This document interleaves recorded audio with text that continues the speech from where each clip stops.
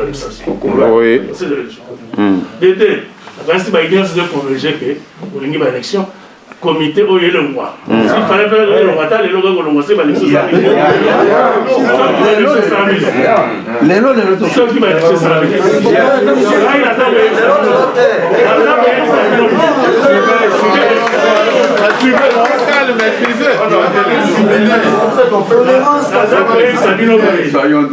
C'est comme si l'ami répétait plusieurs fois.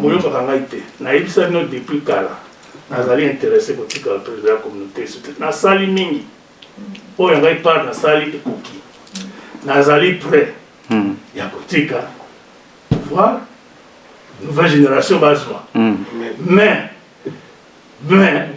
il faut ça dans l'élection. Oh, il y a un proposé. Il y a un candidat. Il y a un parole. Il n'y a jamais candidat. Il y a un proposé, il y a une proposition. Et d'ici fin année,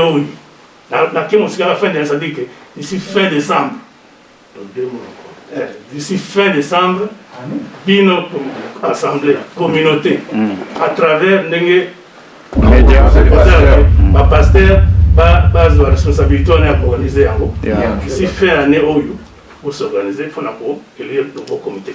On a des alliés, donc on a souhaité et ça le plus vite possible. On a tant de sociétés, il y a pour diriger ou pour ça, le pasteur va pour travailler dans l'indépendance et dans la transparence. Je n'ai pas impliqué dans le mon côté.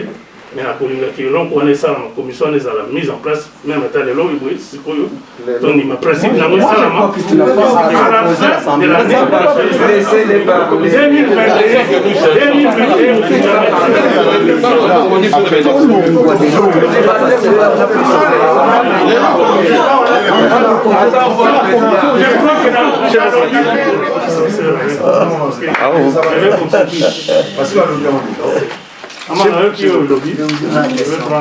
La question au président. S'il vous plaît, j'ai une question, monsieur le président. Bon, s'il vous plaît, nous sommes un journaliste, mais nous sommes dans la communauté. Alors, il ne faut pas exclure, comme tout ça, c'est pas bien. Et ça, Arabiso passe hier, ceux qui ont isolé le débat, ainsi de suite, et vous avez bien milité. Bon, question à monsieur le président, vous avez la caméra, vous avez la caméra. Vous avez la caméra, c'est réel. Bon, ça va. Monsieur le président, vous avez la télévision, c'est réel, oui ou non, yango. Vous avez tout na boy papa. Yo vous avez partant. Vous avez partant, vous avez kende. Toyoka kiba nungu mbongo bunga ki $20,000. Yoka, nécessité, nazokoma.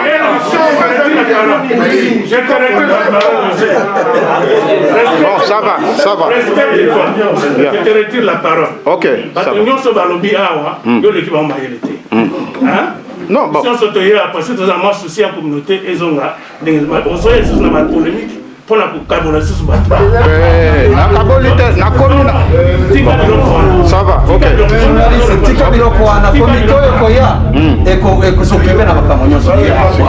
Ok, ça va. Je crois que tout le monde a parlé. Chacun a donné son point de vue et sa préoccupation.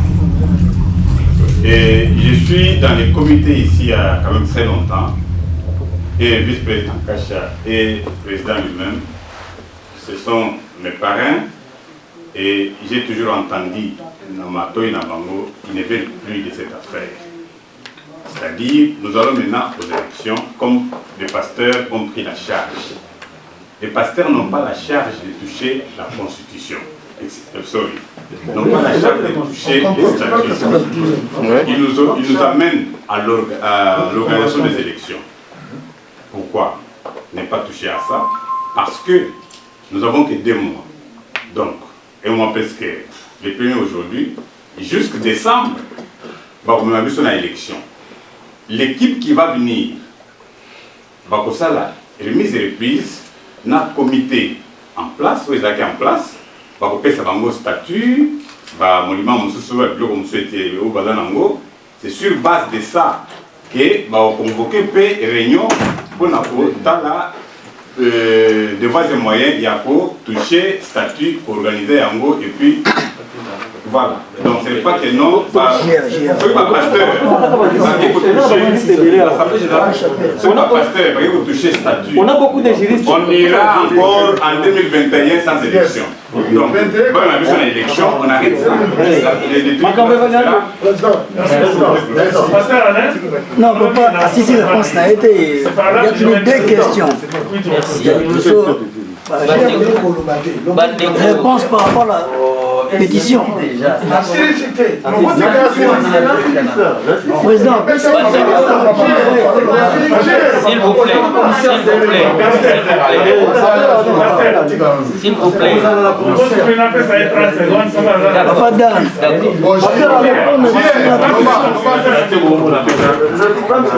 Dans la caméra, papa. Dans la commission électorale. Il y a pour revoir sur le point il y a nationalité. Jusque-là, tous une autre réponse Moroté. Les vieux d'Anne Azana témoin. Parce qu'on a convoqué l'Assemblée générale Moroté que non, tous a au moins répondu par rapport à demande d'habitude au salarié. Et de deux, sur le mandat. On a 2 ans après ça, par rapport à un mandat, tout le monde a insuffisant. Alors il fallait au moins revoir sur le mandat il y a 2 ans. Alors, il y avait au moins 4 points auto-énumérés qui, dans la pétition à Bissot. Et jusque-là, tout cas, on reçoit réponse morotée sur Yao. Alors, nous voulons savoir, on ne peut pas aller dans la précipitation, que nous, on va passer même à Bissot, Malamoko, dans l'élection, sans pour autant conclure sur le point que nous avons demandé. Je vais répondre, c'est intéressant comme conseil d'administration. Je vous avais répondu ceci. On ne revisite pas une convention collective comme vous, aux organismes. Bissot tozaka na mission ya ko mema batu na élection. Batu oyo bakozala élu nde basana charge ya biloko nyonso tu. Sinon maintenant le mal parce que tout le monde a dit que ça c'est une piège pourquoi à ce concerne nini nationalité. Yo ça c'est la distraction. Il faut des distractions, Parce que nous avons un bateau, je pense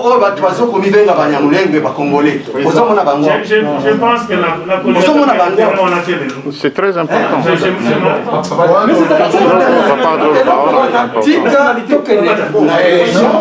Comité,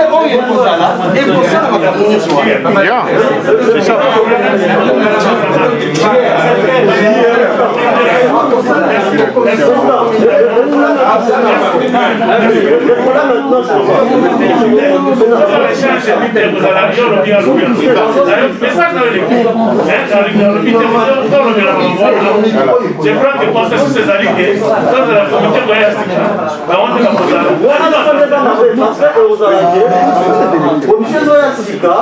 n'est pas un loi par rapport à la faveur de non, c'est pas ça. Ce n'est pas ça. Je pense que c'est ces années qui nouvelle équipe avec une nouvelle assemblée pour revisiter le problème.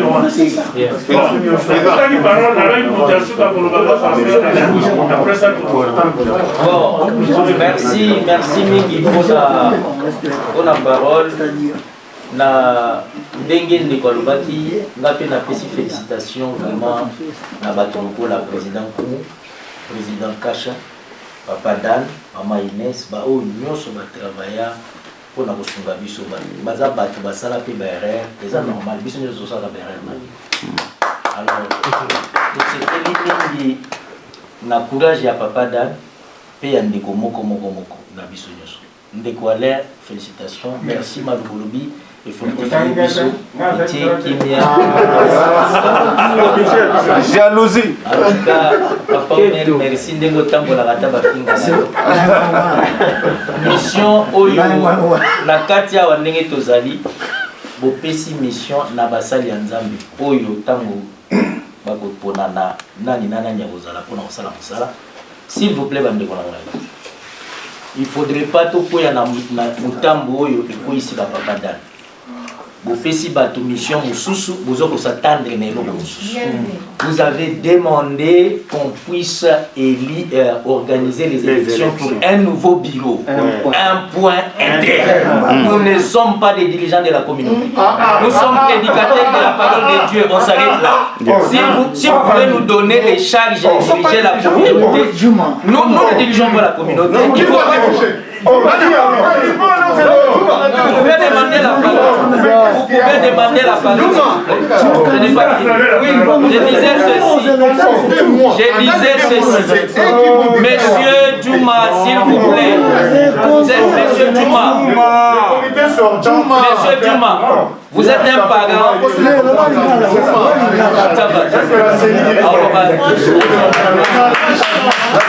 S'il vous plaît. Monsieur Djouma. Monsieur Djouma. Voilà. Je disais ceci. Tolérance, s'il vous plaît.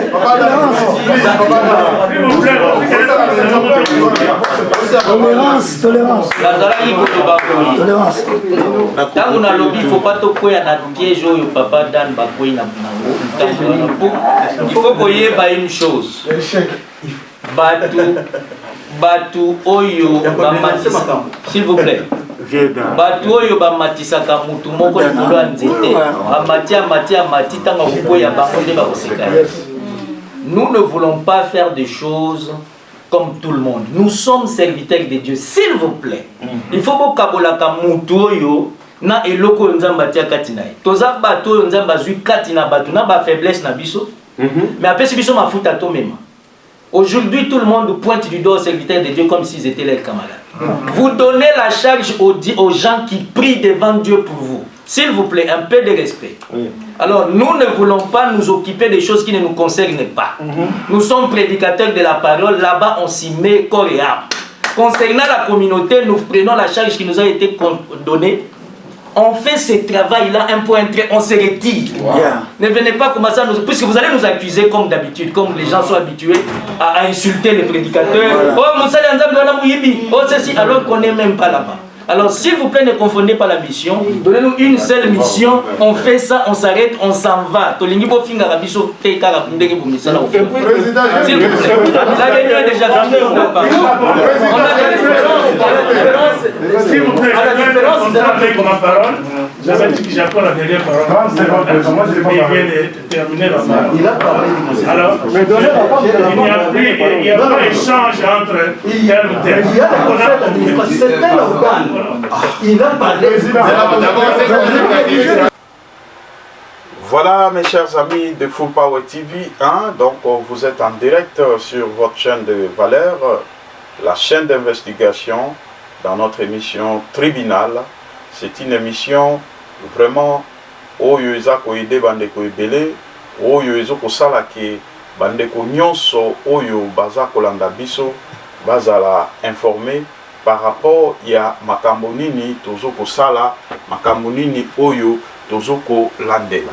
Mes chers amis, vraiment vous allez en direct, il y a Full Power TV 1, donc chaîne et investigation, chaîne et valeur, nakanisi ke opposala jamais dessus par rapport ya makambo nini oyo toye kolobela awa na tongo ya lelo.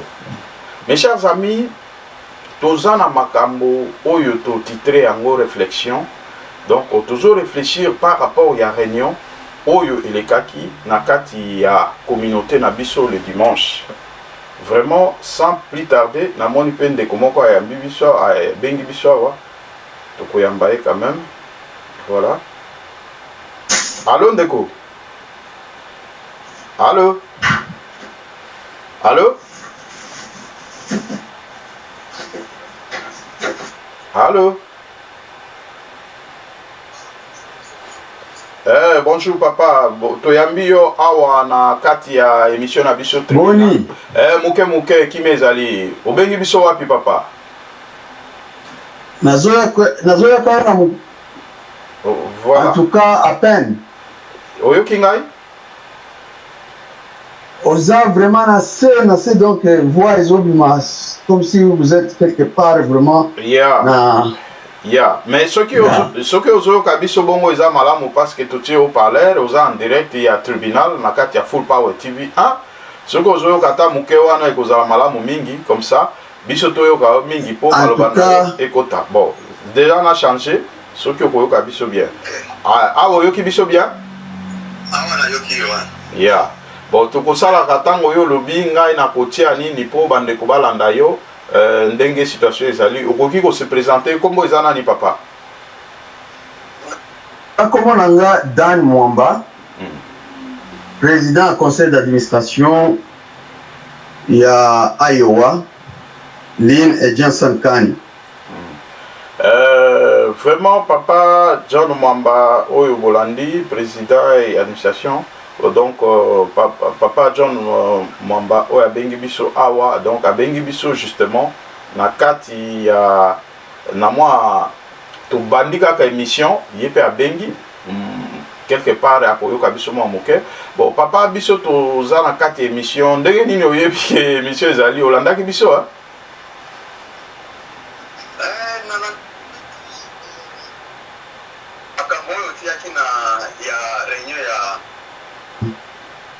il y a dimanche avant-hier au Tiango na YouTube na Tiango kitoko en tout cas au salam sala kitoko makasi parce que au moins wana batu nyonso oyo bako découvrir TV1 Full Power TV1 en tout cas les chaînes moko ya investigation donc tozo senga na nzambe apambola yo chaîne na yo emata penza batu nyonso tu balandaka yango parce que esika wana nde baokozwa ba vraie information descente na yo ezosalama vraiment kitoko mingi donc eta koloba ke non radio nini TV za radio makambo nyonso tu eza polele wana nde tosengi vraiment na batu nyonso ya communauté basunga yo pour que osala mosala na yo kitoko.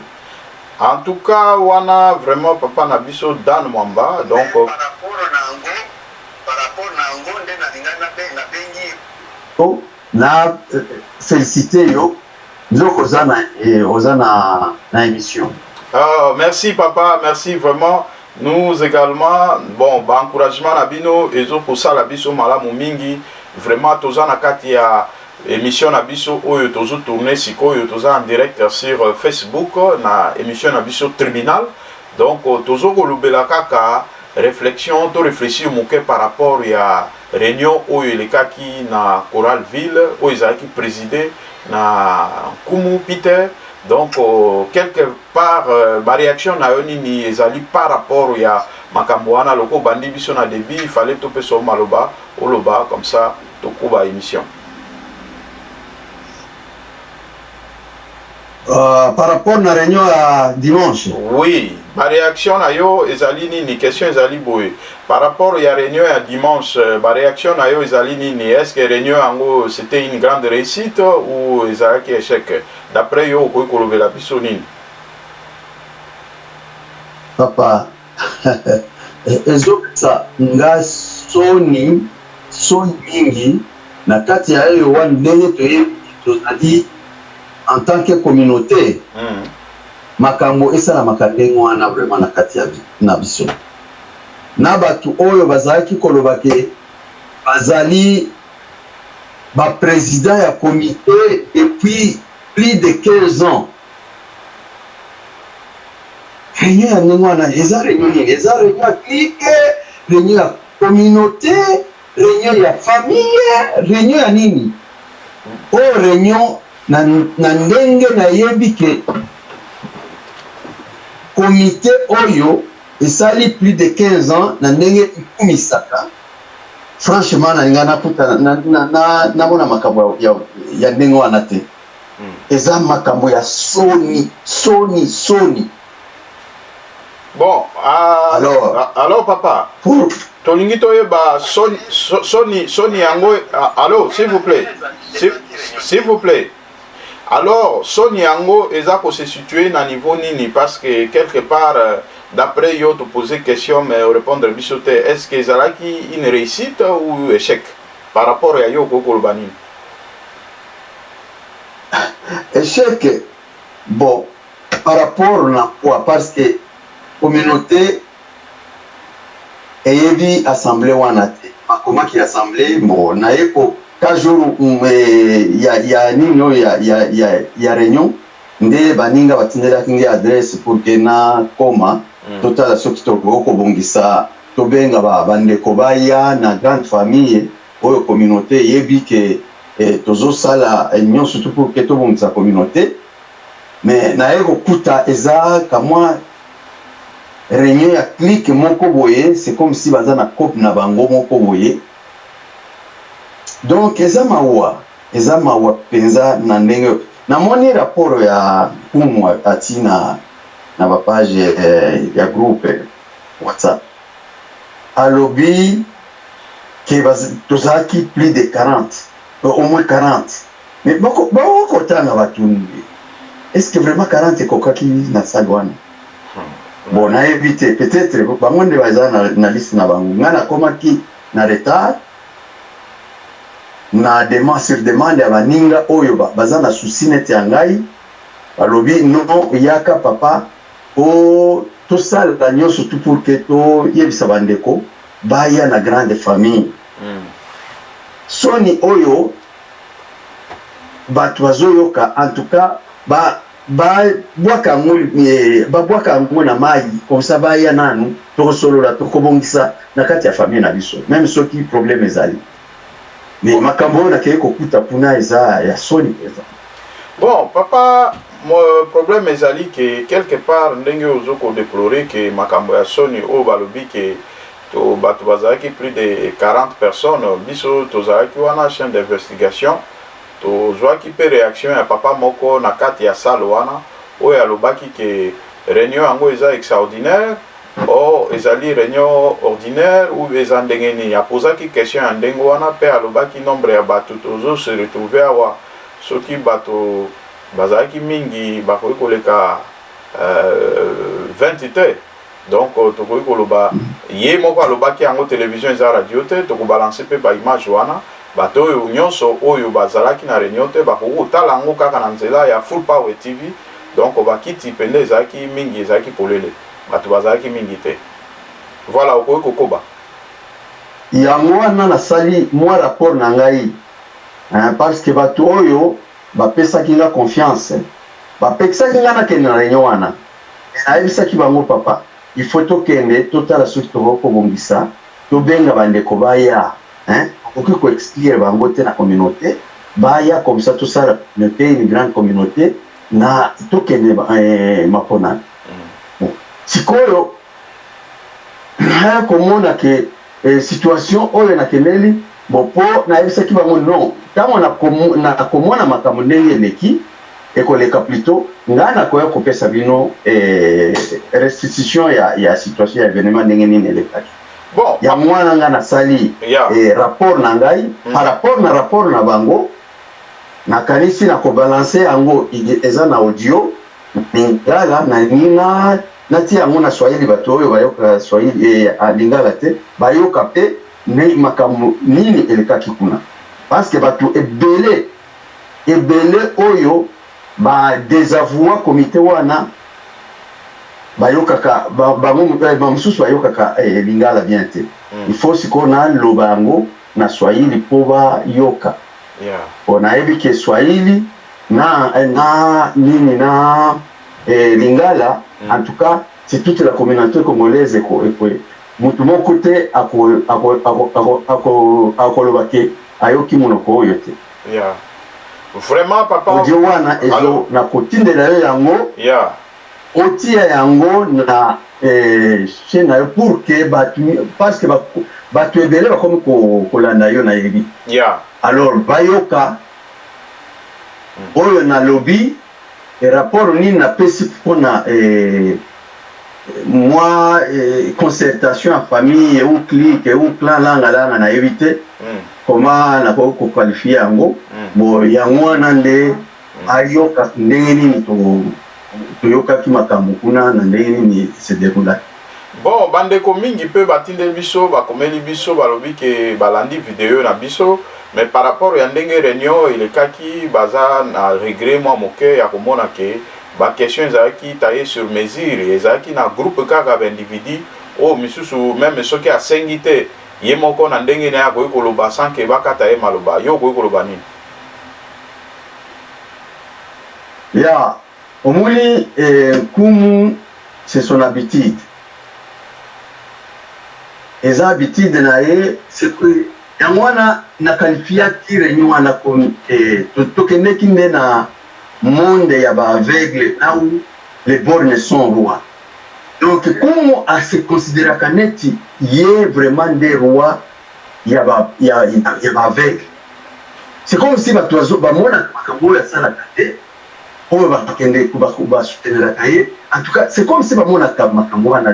Donc ceux qui ba mona kango et puis va considérer comme si c'était donc rapport meilleur.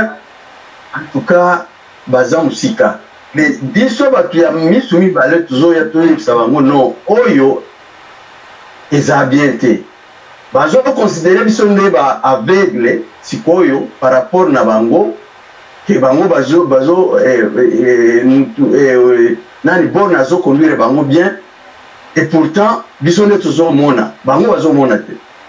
Ouais, alors papa on a considéré qui on a kokata yote vraiment tozali vraiment na simatango, mais toutefois tozana moi ba question mosusu ya poser, mais par rapport ya komona ke yo zali membre ya bureau parmi équipe wana mobimba na tango yo akomona ke na kati ya réunion premièrement dengo soulever ke ba pesi invitation te, et deuxièmement tomoni lisusu na kati ya réunion wana mopanzi ya papa Omer na kanisi soki président Kumu azolanda biso na tunaka e question wana na ba vidéo ezali télévision eza radio te na tunaki na bi papa Omer azali secrétaire aza vice président ou aza na qualité nini, mais qualité ya papa Omer ayebisaki biso ke papa Omer azali ni vice président ni rien du tout, ye azali chargé na makambo susu, mais komona ye afanda na kati ya ngwende na kati ya kiti wana ye anome ye sans ke ayebisa bato.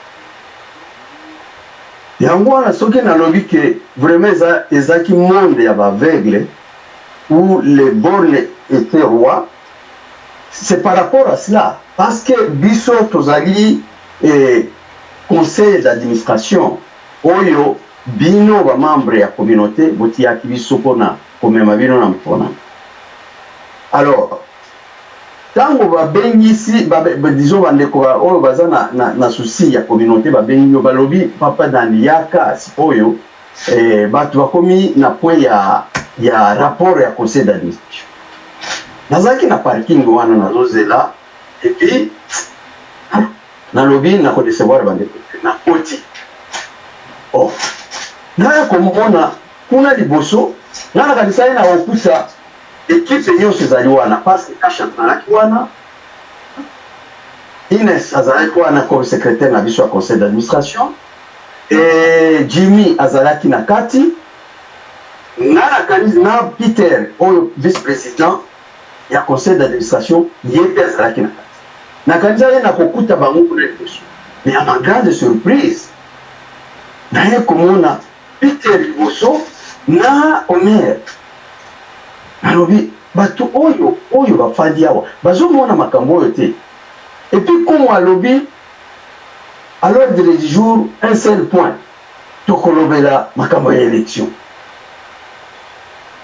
Mais sikoyo finalement balobi no papa dandi fanda wani nalobi te na kopanda ansi vidéo ezo lakisa ndenge nini tosali bato. Et puis bato rapport nalobi non. Awa naza quand même président du conseil des sages na koki ko se comporter neti mutu oyo asa bapesa ki mission te baza na droit même soki baza ba aveugle na longola ni na baposona miso na bango pour que ba mona elo. Mais alors papa Dan, pour ne pas vous interrompre, est-ce que na acte oyo basali sur le plan juridique bazali nakanini donc mibeko ezoloba nini na genre ya bato wana parce que yo ozali membre na kati nakanisi biloko nyonso tu kumu alongola mutu na groupe kumu asala boye eza ba excès de pouvoir excès de pouvoir donc aza na zel moko imbi du pouvoir donc akoki kosala nyonso to alingi na kati ya communauté or communauté eza communauté aye te ya kotia na poche te na ndenge atia biloko nyonso tu ezala compte ya communauté ezala bureau ya communauté ezala ba email ya communauté ezala ba mail ya communauté nyonso tu eza na poche na ye donc azokende kaka na rythme wana. Ce n'est pas comme ça que ça doit se passer. Bon, alors Papa Dan, combien azanani na kati ya conseil d'administration? Il y a kati ya conseil d'administration. Voilà. Combien azanani na conseil d'administration? Pour le moment, tous na conseil d'administration où les qui chargé na ba élection, comité ezalaki noyé na kati ya conseil d'administration. Soki nga nazalaki lokola balingaki nazala te, vice nanga président azalaki wana, secrétaire azalaki wana. Tango bazoyebisa bango bopesa biso bilan ya conseil d'administration, un rapport. Mais bazalaki à mesure ya kopesa rapport, même soki nazalaki te. Mais yo zalaki indivisibilité anani ya bureau, ya conseil d'administration. Tout ça qui n'est pas magistrat debout, les magistrats du parquet. Donc ceux qui mutu magistrat zate oyo akosala sala oyo moninga lingaki asala. Ezali tozaki divisé. Donc premier vice-président nangai lokola azalaki wana na secrétaire bana baloba no lokola balongolaki nga na groupe bana baloba no bon balongolaki na groupe sikoyo tozopesa rapport po tosalaki na conseil d'administration. Voilà secrétaire okoki kotangela biso parce que rapport wana tosalaki yango depuis 2019 tosilisi rapport ngamu nasalaki yango na soumettre yango na ba membre ya conseil d'administration to débattre yango basali ba avis considération na bango ba retoucher quelque chose. Papa Dan, non, monsieur Dan, pour ne pas vous interrompre, donc question na biso ezali boye bango bakoki kolinga eloko pe koboya yango mbala moko te, mais une chose de son contraire au même moment bango balongolaki yo na kati ya parti, balongolaki yo na kati ya communauté wana na ndenge na bango, alors bango pe lisusu baye komona besoin na yo na dernière minute ki opesa rapport au moins te que quelque part baza ko se contredire parce que quelque part ya mwana na kamwaki tango na koti kuma komi président conseil d'administration ye wana ye anesa président comme c'est bino bozo reconnaître nga que naza président conseil d'administration. Mais bolongoli ngai en tant qu'organe, bolongoli organe conseil d'administration na communauté qui koki koloba na groupe ya communauté te ba poser question ana azangi réponse mama mususu azalaki wana lobi zongisa bato nyonso to longolaki na groupe zongisa bango na groupe na kanisi télévision eza radio te bakomona. Bon alors monsieur le président biso tozawana président Dan ya conseil d'administration donc biso tolingi toyeba quand même Full Power TV biso toza ba journaliste tozwaka ba question ekouta par-ci par-là na kati ya réunion wana toevokaki tosoulevaki point moko oyo eza pe sujet d'actualité ya makambo etali mosolo oyo totitraki ke mbongo ezwi mapapu ekomi ndeke oyo bandeko mosusu bapesaki biso baconseil balobi non yo koki jamais kotitre ndenge wana olobaki mosolo ekomi ndeke bon wana ezalaka expression parce que ntango tolobi mosolo ekomi ndeke elingi koloba nini mbongo eyaki oui ekoti na kesi ya yango wana nga nazoloba s'il vous plaît. S'il vous plaît, s'il vous plaît, s'il vous plaît, papa Dan, na lobi ke mbongo wana ekomi ndeke, ça veut dire que mbongo eza na kati ya kesi, non. Mbongo ekabolami na maboko ya individu, oui. Mais sikoyo, quelque part, toza ba humain. Makambo yo zokoloba wana que les aveugles consortent, moi je peux aussi adhérer à ça pour dire que non, il y a des aveugles. Bato baza na miso bazo komona te. mbongo ekabwami pe biso totika yango elekaka ka ndenge wana bandeko bapesi biso ba question to poser président Kumu s'enflammer alobi te eloko wana ko leka te yozo créer polémique ozo sala bo est-ce que polémique d'abord définition ya polémique ezanini na kati ya makambo wana polémique ezali eloko peut-être na ebite yoko expliquer yango ndenge nini eza fait o esalemi eza réel que réellement balei mbongo sikoyo biso tozana papa nga nazo kumisa nzambe lokola Full Power TV eza chaîne ya bakongolais bato nyonso tu bakomona yango bazomona na kati ya yo oza journaliste oza ndeko na biso congolais oza na kati ya communauté congolaise ose donne ose kumone na bamateriel na yo oye kuna mutu moko apesi yo mbongo te mpona amour kaka ya communauté oye en tant que membre et puis oza revêti na double qualité et deuxième qualité na yo eza journaliste oza na droit à poser question en tant que membre et il faut jouer réponse na kati ya assemblée générale bokoko koloba no wana question ezali président il faut à répondre question sur question alors oye na qualité ya journaliste okoki poser ba question de fond oyo monique eza d'actualité par exemple situation ya mbongo ya 20 000 est-ce que vraiment mbongo wana ko okende ezwa mapapu kaka ndeke wa ekei non eza mbongo ya communauté mes chers amis nous avons fait les investigations eza koloba te que bino bato oyo bazolanda Kumu na Kasha bayoka bango baza ba accusé il faut bayeba que bango baza ba accusé ba kopesa ba version na bango et puis bato bayokela bango non biso tosali investigation biso tozana ba magistrat to descendre sur terrain tozwi ba élément nyonso tout et puis tu kopesa bino parce que bino opesaki biso monsieur même si ezalaki monsieur na biso te na kati ya conseil d'administration mais bango moko na kopotana na bango likolo ya mbongo 40e jour ekomelaki bango yango baye na dossier wana na kati ya conseil d'administration nzambe alobi na koyokisa bino soni bokende na conseil d'administration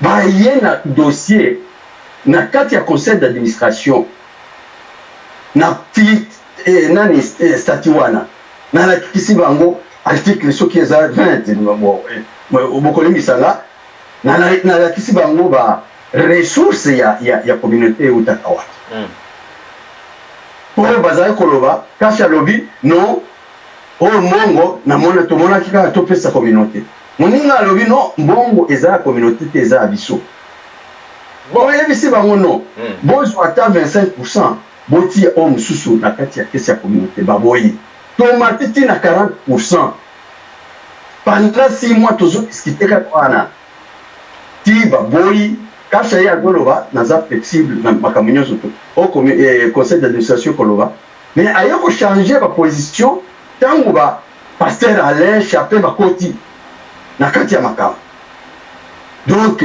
bapasteur wana nde vraiment baye kobebisa sikoyo situation nyonso bapesi bango makasi ya kosakana conseil s'il vous plaît olobi bapasteur nini wana nayoki kombo bien te pasteur Chapin na pasteur Alain pasteur Alain nde bazalaki baorchestre ya dossier oyo pasteur Alain akoti suna makambo oyo ndenge nini papa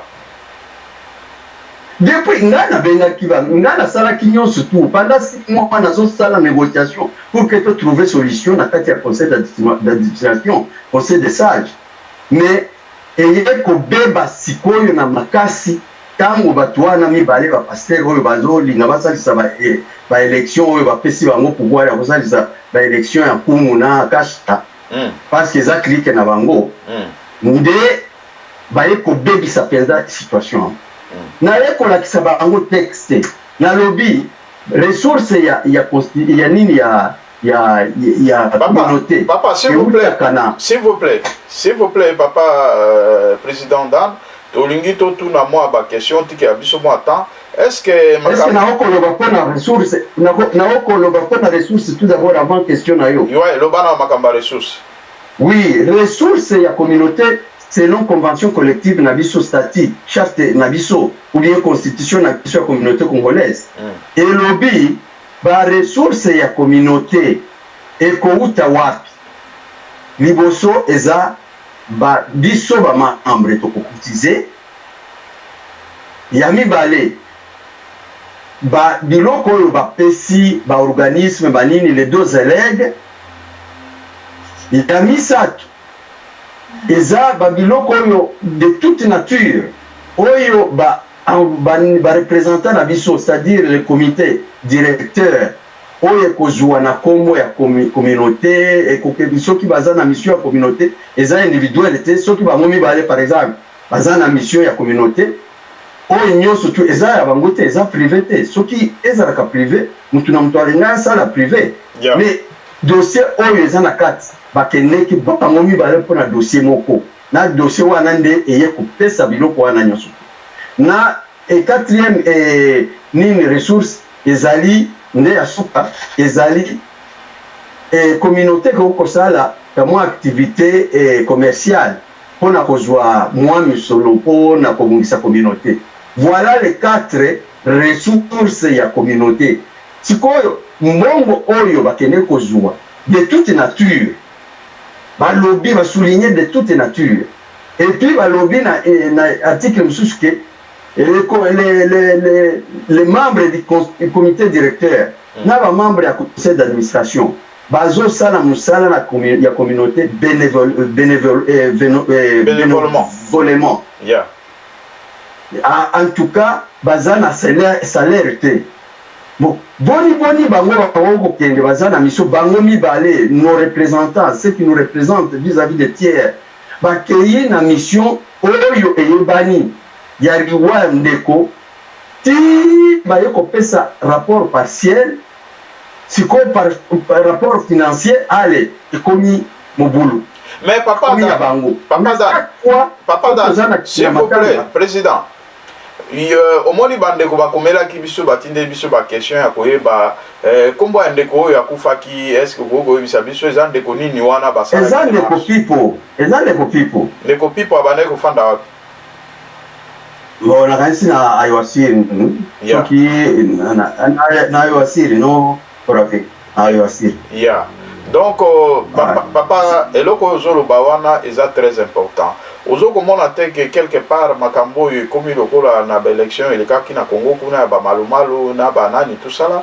Ça veut dire en tout cas nazoyoka yo musika nalobi boye ke makambo oyo ndenge ezoleka awa ekomi lokola makambo ya baélection oyo elekaki na Congo ya kati ya bamalumalu FCC na cache. Ça veut dire que tango oyo bako désigner biso moto oyo bako pona pasteur selon ba dire na yo ndenge lobi, donc bako lukaka ba désigner na kati ya clique na bango pour que non a continuer kaka même opération. Oyo eza assemblée générale était papa wana ezaki na église oyo bake eza église utaki ko sila. Bon eza église ya ndeko na biso congolais, bon ba membre ya église bazalaki wana. Mais ceux qui bazolo 40 personnes écoute kokaki te, mais bayebake ba membre oto kuti kuna eza ba membre ya église nini bazaki kuna baza ba membre ya église. Mais quand même na okoloba pona bango te, mais clique oyo penza donc ezalaki au front na 4 temps toza koloba makambo ya $20 wana ezalaki clique wana ezalaki na kati. Ya wana na inga kobimisa ba mwa ko tuna bango nini nkumu azali wana bozo senga ngai rapport ye il fallait faire ce rapport parce que azaki ye aza vice président na ngai. Mais président s'il vous plaît yo ozali yaza vice président na yo ozali membre ya bureau na kati ya bakonzi oyo bazo diriger nini bapesi yo invitation oya ou bien bapesa que invitation te pour que baya retourna yo ke yoloba. Normalement il faut banana no par invitation. Est-ce que basala ki démarche yana ya kopesa yo pena invitation en bonne et due forme? Non, ya mwana nazoloba ke kumu ndenga se comportaka na communauté oyo Et ça, c'est comme si vraiment il est tout puissant. Bon, Alingaka Pesanga et invitation à Nini, parce que c'est moi qui devrais convoquer l'Assemblée générale. Bango Baye dans l'Assemblée générale. Parce que ma caméra comité, si aussi ça qui est en l'Assemblée générale. Bon, Nandenge Bazalaki Wana. Nkumu longola kinga na nini nazwaki invitation te na yeba kite ke assemblée générale ko se tenir kaka bandeko oyo bayebi amour oyo nazana ngona ya communauté pour que communauté bonga tozala mutu moko tozala ensemble na bango pe longo bazaka na susi wana nde balobi papa tokende to tala so tokoki ko persuader ba mususu oyo baza na miso mibale te o bazukomona makambo ndenge nkumu azobebisa communauté tolakisa bango peut-être bakoki koya mais c'était vraiment une surprise komona ke bazo continuer kaka kabola communauté donc communauté sikoyo ekomi neti ba groupe ekomi na ba groupuscule quoi. Yeah. Hein? Bon, sikoyo papa, ça ce n'est pas intéressant. Sikoyo eloko nini message nini fort oyo ko lancer na population au bandeko bazola message fort oyo na ko lancer na communauté parce que s'il vous plaît na yaki s'il vous plaît donc na tuni boye na lingi na accompagner question na moi ba des questions moko ko répondre à mbala moko donc message ezali nini oyo yo ko adresser na population par rapport ya ba comportement moko bizarre oyo ezoleka na kati ya comité wana ya ko personnaliser batu na kati ya ko lakisa makambo ndenge outi koloba nyonso wana et puis de deux makambo oyo etali makambo ya mbongo démarche nini tokoki kosala de façon que mbongo wana ezonga na kesi ya l'État parce que problème pene ya makasi oyo tozali na yango ezali makambo pe ya mbongo parce que na kati ya kesi ya communauté est-ce que mbongo ezali répondre biso na des questions. Bon, pona likambo ya tosala ndenge nini pour que situation nazo appel oyo pardon na kata yana bon pona question ya nini ya tosala ndenge nini pour que muto abenga abumisini bon.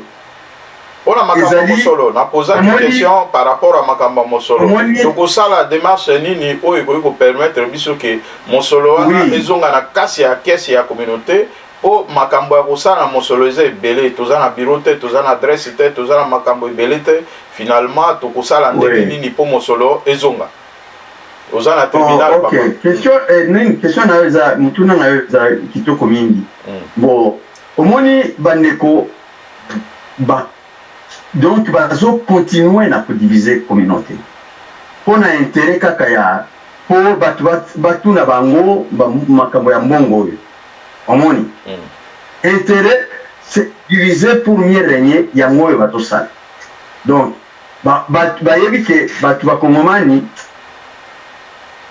basi balembi bango eke mutu moko akolandela problème wana te na ndenge bazokende mais bayeba ke eloko wana eza na communauté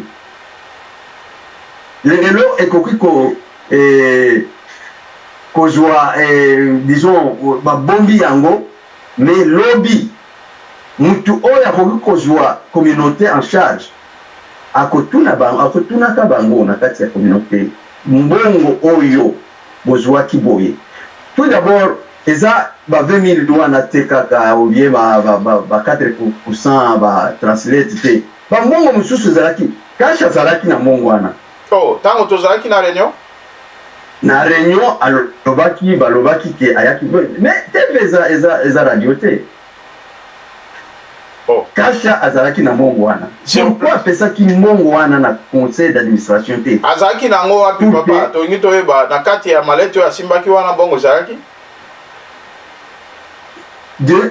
selon ye moko alobaki batu balobi ke kasha ayaki na mbongo wana na télévision nde nalandaki yango selon ye moko bien selon yo non batu balobi yango na chaîne na yo balobi ke Kasha yaki na mbongo alingaki apesa soit na comité directeur soit akopesa na comité directeur oyo kokota. Wow.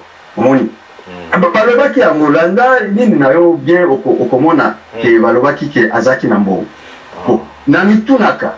Bon, s'il vous plaît, c'est ça $2000 oyo. S'il vous plaît, président Okobung Sabiso. Tango tozoko lo baboye, comment on a ba réaction à président Kumu ke moninga alinga ki apesa oyaye. Donc yé aboya ki biso to tourne la question parce que oyaye déjà et comme une de kendenge tolobaki ke mbongo il y a mis déjà. Nakanisi ngana nalandaki ndena mpona komaki na retard na nini na sala.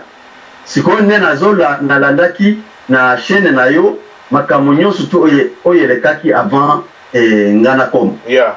Nde na yo ki namoni mutu moko atelemi alobi likambo ya bambongo wana ya nini ya 20 000 alobi ke Kasha azaki aza prêt ya kopesa mbongo wana baevite azokomi tuna soki akopesa yango na assemblée wana ou bien apesa azela apesa na comité oyo ekokota après. Voilà. Beaucoup alobaki donc c'est comme si mbongo wana yeko trouver à changer sujet directement bakei les 2 points tout ça na tobakisi na comité conseil d'administration pesa biso rapport omoni abare biloko ya ndenge wana mais nazokamwa komona ke mutu neti dribo azotelema. Et bien, s'adresser dans le azalaki na conseil d'administration que président a appelé sa mission ni conseil ni rapport. Et pourtant, il y a un peu qui a eu ça qui pour nous, allons la na groupe et pour ça qui a moi. Il y a mon pas mi beta tolo na musala tout ça la kana yiku. On a même tu na yebi siku malo la yo allons liope. Aya koloba siko biloko anengwana. Ukomona te izaka suite ya mko. Yeah, voilà. Mais dribo yemo kwa iko na msala ngaine na mona tike ozolo batro mbongo na bango nini tusa aibisi alongola yo et puis alongoli yo. Ah bon? Bon, sikoyo, allo papa. Donc biso toza na tribunal émission oyo ezali polele. Bon, natango oyo ke moto azako santete zana ba juridiction mususu te ko s'occuper na ye parce que quelque part tozo komona on dirait que komi le roi moi moto makasi komi lokola moto yo alinga a instaurer dictature na kati ya Congo selon ba dire na yo selon ba déclaration. S'il vous plaît. Ils ont entamé tout d'abord réputation na bango. S'il vous plaît. Donc, ils ont la juridiction oyo peut-être que kozwa likambo oyo parce que toza na mboka quand même ya droit ya mibeko moto akoki kozala te ke abima lokwa c'est ko na kati ya mboka ya droit États-Unis tozomona ke liberté d'expression ezali vraiment moto akomati na niveau wana ozomona te ke quelque part bino pe oyo bozali nzinga epa na ye bozosala eloko te. Bon, la question juridique, la question moko est très vraiment glissante. Parce que la procédure, les autres ça na bamboka na bamboka. Yo kanisi ke na Congo balinga basala biloko ndingwana. Sinde basi bakoma na makala. Mais si on a Congo kuna tozomona à part siko bazolo bakeno de toutes les façons toza na nini toza na pays de droit oko funda mutoza na qualité ya nini tout ça ya oko prouver nini soki zambo na bangote. Mais papa yo zali na kati ya Ligo Sud oyo ezali assurance des avocats. Ah voilà dangana komela wana. Donc na Ligo Sud en tout cas eza eloko moko kitoko mingi. Na kanisi bango ne bako pesa biso éclaircissement, orientation par rapport à procédure. Pour na dossier. Voilà. Parce que dossier eza likambo ya communauté eza likambo ya batute. Eza likambo ya batute. Même soki ba bimisi mbongo wana te. Mais ils ont entamé réputation na bango et na famille na bango. Donc, awa eza question ya ko sauvegarder réputation ya mutu. Ceux qui m'appellent wana na communauté. Ba erreur eza. Pour réparer ba erreur wana. La carte, il y a communauté. Les linges savent et ça c'est lave en famille. Mais c'est lave en remettant l'argent, mais ce n'est pas les linges sales, ça ne peut pas se laver aussi longtemps que bon ozongite. Oui, il y a moi dans le lobby. Ce qui boy ko pesa mbongo wana. Donc bakotika la salité yango to laver linge ndenge nini. Et kotika la salité. Mais si on va bimisi mbongo wana ba memi yango na communauté, wana parce que on na babiloko les cas qui va détourner tout ça. Hein? To laver linge. Mais c'est quoi ce qui va balobi non bongo eza bango. Vraiment nazomona te sur quelle base de la loi et statutaire oyo ba woko zwa bongo wana président.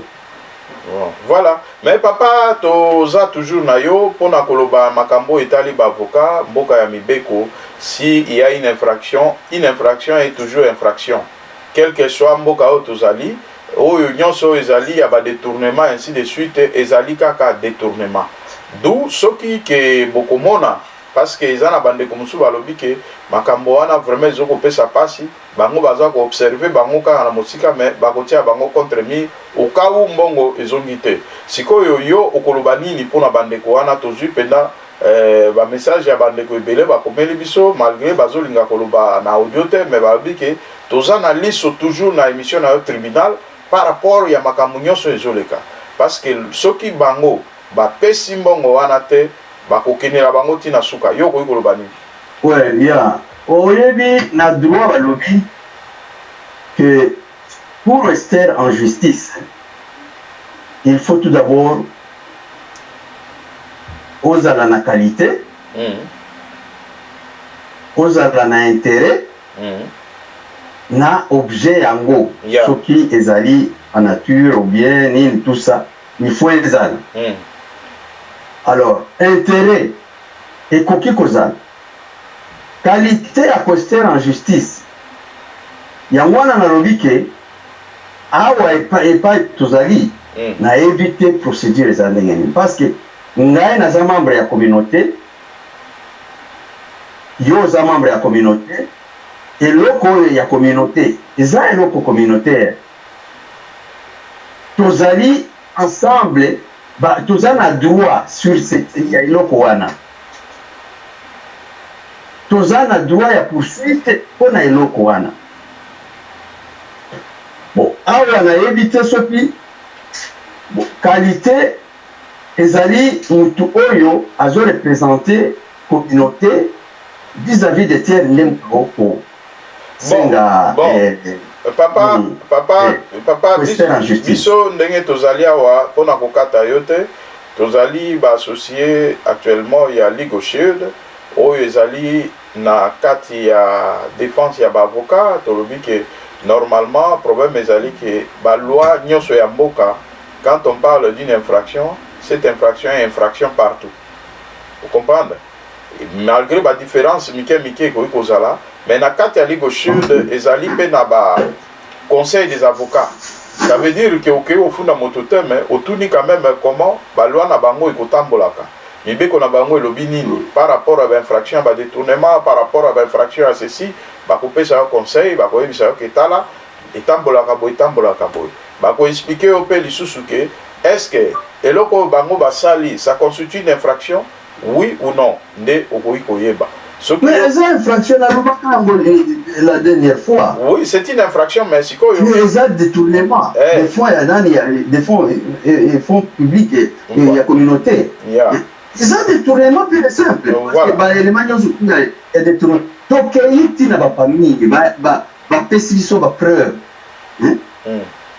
Ngana ebaki biloko ya 4%. Bon. Na yo koyeba ngo na suka tama eloko pakelele trop na keyi lisusu na famille ba confirmer.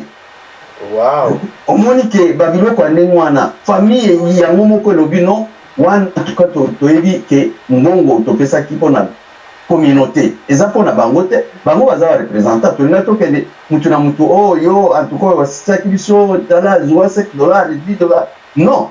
topesi yango na nzela oyo batu oyo communauté etindi esunga. Ok. Bon, papa. Sikoyo batwana bapisi bongo wana te bon. En tout cas ekomi eloko mosusu. Toyebisaki bango ntango tozopesa bango mbongo wana babandi kokabola yango toyebisaki bango bongo ekobenda baproblème sur les champs. Bon, alors, papa, ton président Dan, tu commis vraiment la soukapo, dans l'occupation est belée, mais par rapport oui, en tout cas, on s'est préparé pour que nous soyons là. Tu commis moi, Mosika, donc vraiment, mot de la fin, ni oyo koloba par rapport à Makambo, lobite, et puis, awa, tu dans le tribunal, tout n'a yo vraiment quelques questions par rapport à l'union sur le lobia ou à ceux qui ont bossé.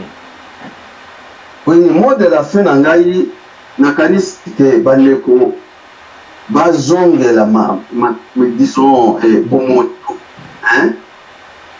Bazonga na bomoto ba résoudre problème oyo eza na communauté. Bango nde baza na clé ya solution ya communauté. Communauté oyo ekomi kopanzana na ba groupuscule. Sikoyo solution ekomi mutu na mutu ase positionner na nous. Bango bamoni ke baprofite puisque bakotikala na mbongo wana mais or eza salite mbongo ya salite bazongisa mbongo bazongisa bagroupe oyo bamoni ke bakomi kosala bagroupe bamoni ke eza vraiment bagroupe oyo kosangana lisusu quelque part bakende kaka na nzela wana parce que namoni groupe oyo ya mpumu eza ya kokabola bato ndenge ya kosangana te. Mais alors, est-ce que papa Dan, ozo komona te ke na ndenge makambo ezo kende et ko risquer pe ke ba aide au gouvernement a pesa ka exclure ngo na communauté congolaise par rapport ya ba vie. Nalobaki ke mbongo mususu oyo nalobaki yango na rapport na ngai oyo na tindaki na ba groupe ya na biso oyo naza na kati. Nalobi ke mbongo mususu gouvernement do pesa mbokende na communauté mususu soudanaise togolaise bazwaki bango bazozwa yango chaque mois eza mbongo ya moke te mbongo wana baboya kopesa communauté congolaise nayebi te soki selon bato oyo balobi te baboyi kopesa peut-être basi bapesa na bato oyo bakende kozwa yango lokola nini communauté eza epanzani alors bato wana bazokontinue kaka kolia mbongo ya communauté bake kozwa yango nayebi te mais il faut tozala na structure oyo ekoki kende kozwa mbongo wana chaque fin du mois na chaque state tozwaki elekaki ebele awa ya organe ndenge bato bazopanzana kaka communauté congolaise bazwi mbongo wana mais il faut komona ndenge nini balingaki bakomi kobuna mais communauté mosusu bazwi basali makambo oyo ya kitoko pourquoi pas biso oyo ayowa mbongo wana ezali eza quelque part il suffit ko se restructurer kokende kosenga mbongo wana esika disons esika ezali ekomela communauté. Vraiment, en tout cas, papa, tu peux sur le bouton de Mingi, le temps peut s'apprêter pour nous Moussala. Vraiment, tu as wana kaka na chaîne Abisso, il y a investigation, tu bénis na combo ya Full Power TV 1, na émission Abisso Tribunal, où il y a kaka koloba bosembo par rapport à Makambo. En tout cas, papa, tu peux sur merci, bouton ni, na ndenge participer à l'émission Abisso. Merci, Mingane, merci, na Moussala, oyo sala penza. Bato bakoto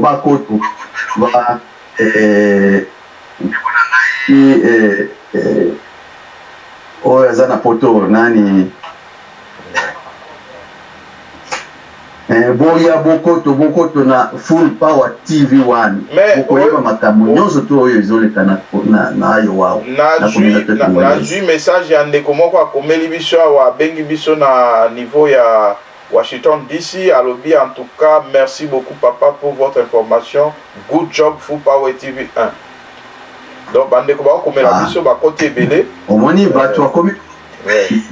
Ekoye bana kaka bato bakoto. Bakoto. Yeah, merci papa Tetikio. En tout cas, vraiment, mon salam malamu tokokutana lisusu pona ko tokopesaka ba émission na public te bakomonaka twa eloko bimi mais toutefois toza wana kaka na full power TV. Nalinga na bosana eloko moko mpona badossier ya bato parce que groupe namoni ndenge situation epanzi bato na bato akomi na ndenge na bango bo tozela totala soki mopepe oyo ekoleka mais entre temps nalingi nazongisela bato oyo bakandidat oyo bapesaki badossier na bango depuis 2019 nazongisela bango badossier na bango na bambongo na bango pour que bazela mopepe oyo eleka mokolo tozala organiser pour que toye na baélection bako tia bakandidature na bango. Mais papa, toza na full power TV 1 pe bandeko mosusu pe balingi bayeba montani ni oyo eza arrêté mpona moto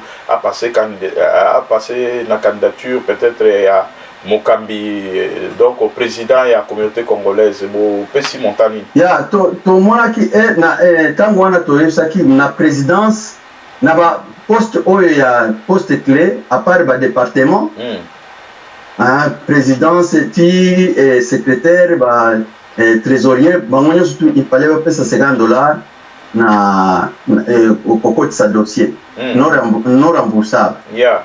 Bon na département bazalaki kopesa $30. Awa naza na biloko ya 220 bato oyo bakotisaki badossier na bango il faut po baposte mosusu ezalaki vacant.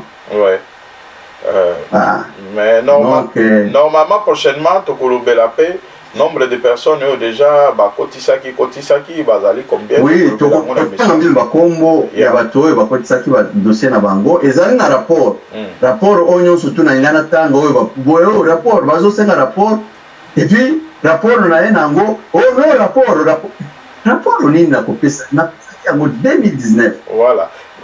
En tout cas président tokomi na suka po tozwa pe quelque ndeko po tokomi na suka. Merci mingi en tout cas. En tout cas merci. Vraiment. Okay, merci. Ya bandeko batali wana tozalaki na président Dan oyo azali ponami kobongisa makambo ya élection na réunion oyo tokendeki dimanche.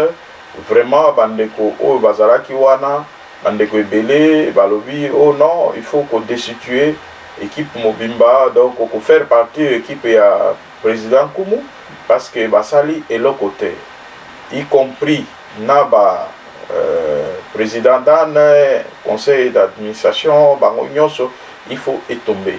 Mais toutefois question ezali que pourquoi il sa conseil d'administration quelque part ils ont créé crise te biso tozali awa na kati ya Full Power TV tozali au milieu du village soki toza pour s'attaquer na makambo oyo ya mabe c'est parce que ezali mabe tozo koloba tozo zwa ba réaction ya bandeko par rapport ya makambo oyo tolobaki ete mosolo ekomi ndeke eboti mapapu et réellement mosolo ekomi ndeke tala na kati ya ba information tozo pesa makambo nyonso tozo sala ndeko moko pe oyo na kombo ya kasha na information ndenge bandeko bauti koyebisa biso awa président Dan auti kolobaki akomaki même prêt ya kozongisa 10 000 na ye oke amoni ke ekoki kosaliri ete azongisa mo na communauté po ke bayeba na kosala yango ba besoin mingi oyo eza na kati ya communauté. En tout cas place azali topesi ye botondi aza moto ke quelque part tomonaki mpona mbala liboso mais azali moto oyo azali calme depuis tokotaki wana alobi eloko te asali eloko moko te tobengi ye kutu ke aleka o apesa biso mwa banini mais alobaki eloko te. Mais toutefois papa oyo tolobi na kombo ya vice-président Kasha en tout cas topesi d'abord félicitations na makanisi oyo zwi ya kozongisa mbongo ya communauté po eservi na babesoin multiple oyo eza na kati ya communauté. Alors biso pe tant que Full Power TV 1 na kati ya émission na biso tribunal tokozala jamais kotika par rapport ya intimidation par rapport ya ndenge bato bazali komema makambo biso tozali kaka ba journaliste tozosala kaka mosala na biso ya koéclaircir bino kolakisa bino vraiment boyeba ndenge nini makambo ezali kotambola na kati émission na biso tribunal ba question ezali ya biso mais biyano ezali ya bino toko forcer moto te que non voilà répondre kaka na manière o biso tolingi ndenge otomonaki kuna epa ya président Kumu to poser question au bandeko bakomela ki biso balobi ke non poser les biso question ya makambo etali mpata et président a s'enflammé malamoko koloba ke non vraiment yo ozo ko créer polémique yo ozo sala boy polémique par rapport à quoi hein mbongo epanzani ou bien epanzani te bongo epanzani mais toza bato quand même il faut toyeba bongo ekei wap esali nini c'est très important question wana to poser président alingi kutu ko sentir yango te a retirer ngai parole a dit que non na retirer aux paroles parce que ok ko toucher bisika oyo ngana belaka et puis ce n'est pas normal mes chers amis bino moko bota la télévision et la radio te na lobaki ke réunion wana ezali réunion oyo bosala ba analyse mingi na kati ya ba image wana Full Power TV akitaki ona ko lakisa bino kaka makambo ndenge nini elekaki nakansi ozamba la liboso te président kuma telemela biso ko banda makambo na biso ya mwana biso atikaki biso ko telemela na ko telemela tina oyo pe ezaka kandenge moko ça veut dire que tozomona ke na kati ya comité oyo vraiment dictature ezali makasi liberté d'expression ezali te malgré que tozo ko vivre na kati États-Unis mais tozo ko vivre na kati ya communauté oyo ba dictateur oyo nde bazako diriger biso oyo ke liberté d'expression ezali te parce que étant que journaliste je suis journaliste bandeko batindaka ba question il faut te poser ceux qui ont moni qui osent la manière à répondre biso oyo ko convaincre biso poser biso question to ko répondre yo ezali malam mais oyo ya kolekaka oyo ya kolekaka na ndenge ya ba intimidation kolekaka na ba ndenge ya dictature koleka na ndenge ya kubangisa bato finalement eloko wana ekokotaka te na kati ya Full Power TV biso jamais tozala intimidé jamais tozala soki ndenge nini vraiment eza malamu te et puis nakopesa lisusu conseil na bandeko oyo baza na bapencha président Dan ya conseil d'administration auti koloba awa oyo nyonso alobi ça n'engage que lui mais toutefois biso tokoki te ko ndimela ye en 100% tokoki pe koboyela ye te en 100% mais toutefois makambo ye azoloba ezokende na nzela par rapport ya oyo tozokomona makambo ya mbongo elingi elobama te donc il y a un flou dans cette histoire donc eza na bato oyo baparticipe na kati ya makambo wana bakaboli mosolo oyo ke balingi te ke biso toloba yango ba étouffer situation mais je vous assure ça c'est une erreur grave biso tokoloba yango ti na suka olandi awa bakombo ya bato ya tangi ça n'engage que lui donc vraiment biso to poser kaka ba question to sali mosala na biso oyoki ndenge oyo ba dévoiler ba secret ya oyo tolobaki ke les acolytes et consorts binomoko bo comprendre makambo ya communauté ekoki kotambola na ba sentiment individuel ya bato te soki toza ba congolais oyo ke tolingi to évoluer to longola ba sentiment personnel to longola ba pensant na kati ya communauté na biso tozala lokola motu moko to tambwisa makambo na ndenge ekoki et soki peke na kati ya communauté oyo bazwi option ya basali ya nzambe oyo bayokamba biso balukela biso pe mosala ya nzambe aza valable oyo toyebi ke passé na ye pe ezali normal oyo aza na makambo ya mbilinga te po toyebani eza te ke bokobimisa biso pasteur moko ye nde to désigner en tout cas là ça ne marche pas il faut ba pasteur bazali ebele ba passer na vote ya ba pasteur oyo bakoki ko tokoki ko désigner po bakamba biso toyebi ke non ba pasteur wana bakosunga biso na ndenge makambo ekende ti tokoma na ba élection ba accompagner biso na ba élection en tout cas ekozala malamu mingi mais toutefois namoni selon bonya na ngai na ekomona ke kolongola conseil d'administration ezali vraiment une grosse erreur parce qu'il y a eu déjà des avancées par rapport à la situation wana soki bokoki kosala ke conseil d'administration ezala mais président Kumu et son adjoint balongwa ekozala malamu mingi parce que bango déjà baza na bonya baza na mayele oyo ekoki komema biso tokende na ba élection tokende na maponami rôle na bango ezali kaka ya komema biso na makonami parce que quelque part ntango bazo kodénoncer mabe sûrement bakozala à mesure te ya s'échapper na mesure ou makambo oyo tokotia en place pour population nyonso ya yoa il faut s'intéresser na makambo oyo etali communauté toyeba réellement motu nani oyo tokotia tolongola ba sentiment tolongola ba appartenance parce que après tout nous sommes des Congolais biso nyonso toza kaka ba Congolais vraiment bolandi biso na bokebi tolingaki kaka topesa bino moi eloko wana moke po bolanda bo comprendre makambo ndenge nini ezotambola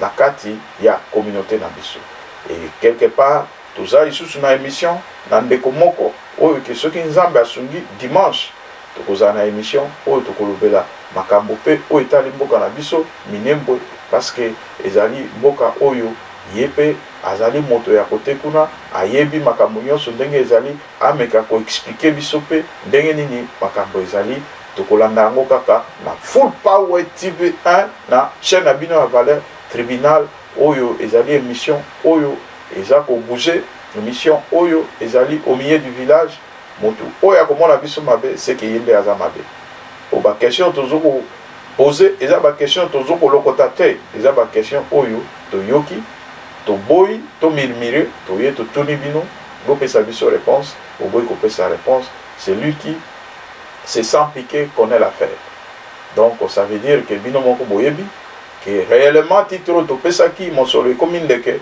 ezali ya solo ce que eza ya solo te venez nous prouver le contraire en tout cas mes chers amis de Full Power TV 1 vraiment napesi bino bote mingi bisika nyonso obozwami ya bino ndeko Willy Bikolo Ilonga Full Power TV 1 mais na ko lancer message moko ya moke par rapport ya makambo nini oyo tokoti na kati ya assurance Full Power TV 1 est commis maintenant associé à Ligo Shield. Ligo Shield, toko invité, tout ça dans le programme oyo, toko invité avec mon collaborateur, toko invité bakambi minene ya Ligo Shield o bako uta bisika mosusu o bako ya wanakati ya eta na biso. Ok, donc mais quand même que sur na bango on a kolakisa bino comment Ligo Shield eza ko marcher qu'est-ce que Ligo Shield Ligo Shield ezali eloko oyo eye ko sunga biso voire même na makambo modèle oyo yo oyebi dans ba loi ya Amérique te oyebi comment ba loi marche akate à partir ya Ligo Shield okoyeba mibeko ndenge nini ezoko tambola totali papa Dan c'est un juriste. Mais toutefois, tant qu'on te poser ma question, où ils allaient sur le plan juridique, quelque part, à Ibisu, ce que, bah, Mibeko ya Awa, na Ibisu, ils allaient un peu, ils en ont moins Bokeseni. Donc ça veut dire que, Bokeseni wana po yeba, Bokeseni yango, ils en ont niveau nini, kota na Ligo Shield ne eko tranché, eko lakisayo makambo nyoso, voire même bandeko oyo, bazo kolanda biso, ou bazana ba problème ya ba divorce toujours vous souhaitez divorce te mais tango que bato ba yokanite il faut ba kabana mais tango bato ba kabana procédure nini ezana ba procédure o ezali ya malamu rapide o ego sala ke na tamuke makambo nyonso esili na Ligo Shield ezana makambo ya voyage na ngina ke de Congo Ligo Shield eza wana pona ko permettre bino bosa ba voyage na ba prix moko ezaba. Ça veut dire que réduction, il y a 25%, tant que mon sous-soupé est matina 30%. Au l'union son babiloko, Amazon, Best Buy et bisika mon sous réduction à 25%. Aux autres temps, bananzela, pesi yo ticket, Ligo Shield, au kamati photocopie, au kangi photo ya ticket wana otindi na Ligo Shield, à quoi étudier, est-ce que ticket au bapesio par rapport à infraction est-ce que montant wana ezali normal ou beza normal te bato oyo babetela biso ba taxe a exagérer a bimbisi taxe mais en réalité apesio ba miette Ligo Shield akolanda bango asilisi makambo moyibi na makambo ya ba taxe asilisi makambo moyibi yondeko oyo ozana no ko una mona Full Power TV 1 benga biso toko enregistré parce que Ligo Shield a pesi biso bakoki wana il y a enregistré bateau, na kati ya Ligue Chute, $24, il y a pas point quelque chose, aux na kati ya protection ya bavocat, dans makambo nyonso.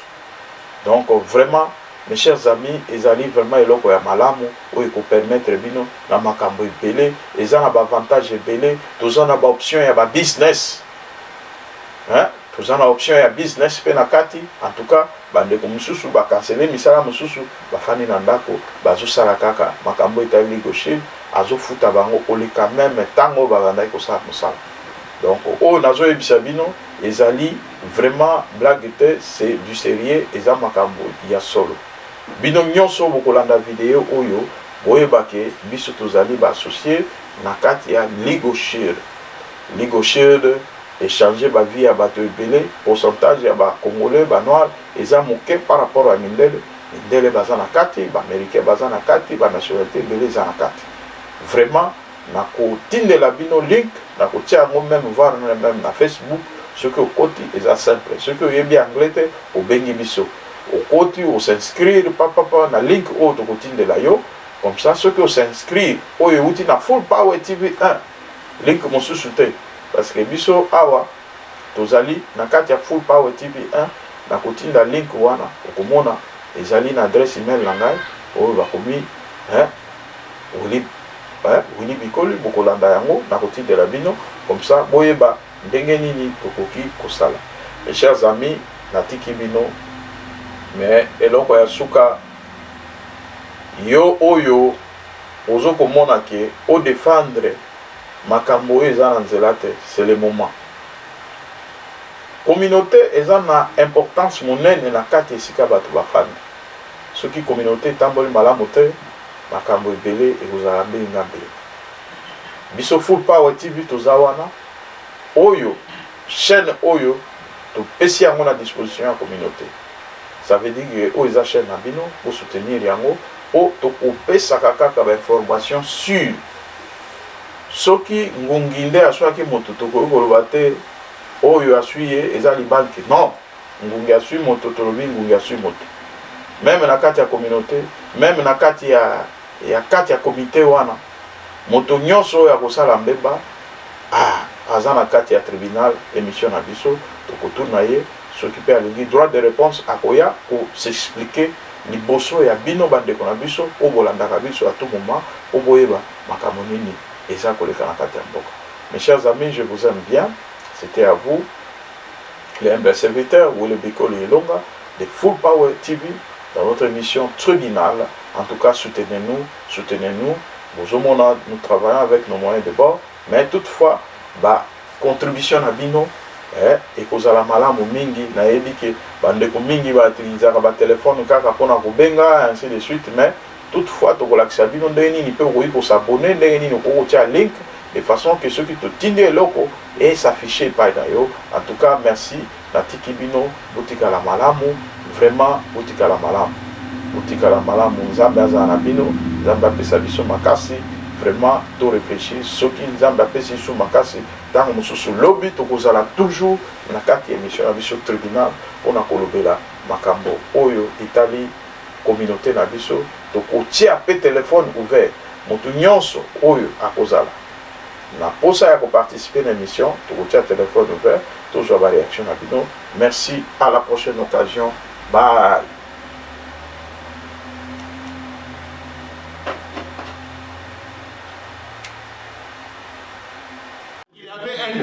De 3 mois. Le mois d'avril, non, permettez-moi de parler.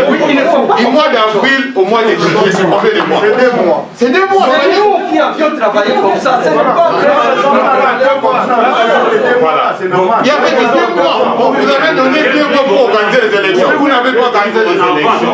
Est-ce que vous avez suivi? C'est eux-mêmes qui ont établi les calendriers. Attendez, c'est pas moi qui ai établi les calendriers. C'est eux-mêmes qui ont établi les calendriers. C'est pas moi qui ai établi les calendriers. Permettez-moi de parler. Commission va établir les calendriers. Il vient de nous dire ici que la date des élections était prévue au mois de juillet. C'est pas moi qui ai dit ça. 2019, des mois d'avril jusqu'à aujourd'hui.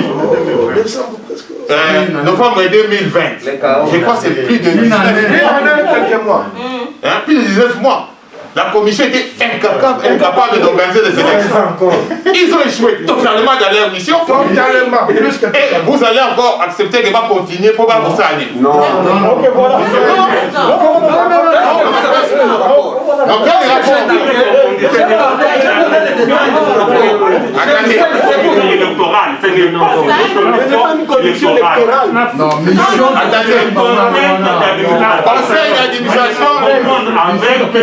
Donc, conseil d'administration faisait d'office un comité électoral. Conseil d'administration faisait d'office un comité électoral. On vous a confié une mission. D'abord, cette mission était exceptionnelle pour vous. Donc, vous n'avez même pas eu le. C'est une mission traditionnelle. Permettez-moi. Donc, c'est vraiment une mission exceptionnelle d'organiser les élections. Ils n'ont pas organisé les élections. Une année, 9 mois après. Nous revenons encore pour les élections. Nous revenons encore pour les élections. Nous sommes ici après 3 mois, après 4 mois. S'il vous plaît, président.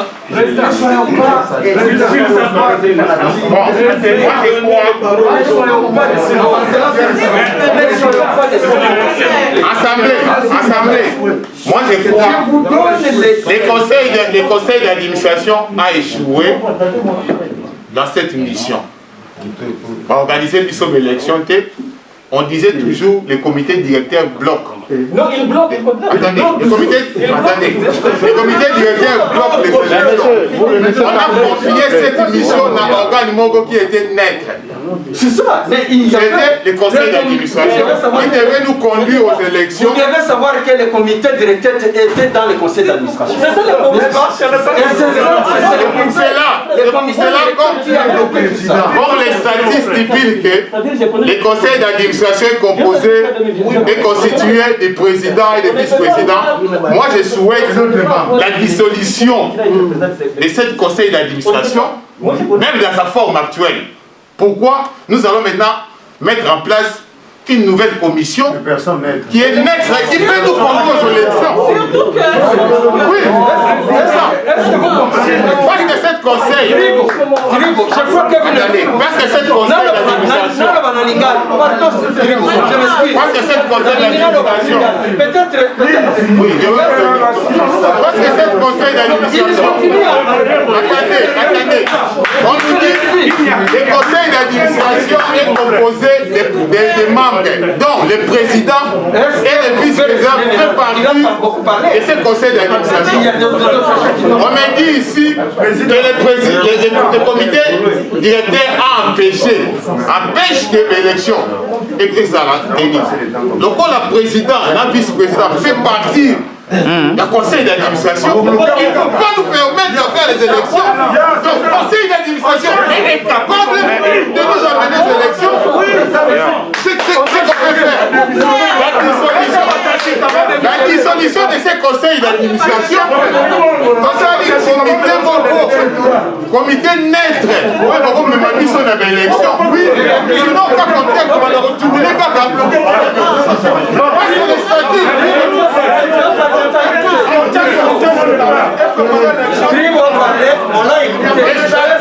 les statuts nous disent ici le conseil d'administration est composé du président, des vice-présidents et des 6 membres imputés par l'Assemblée.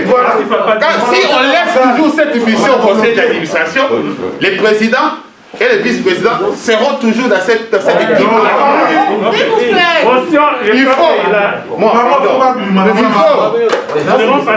d'abord une dissolution de ce conseil d'administration. Le président, le comité directeur aussi. Oui, tout le monde. Je te félicite. Je voyais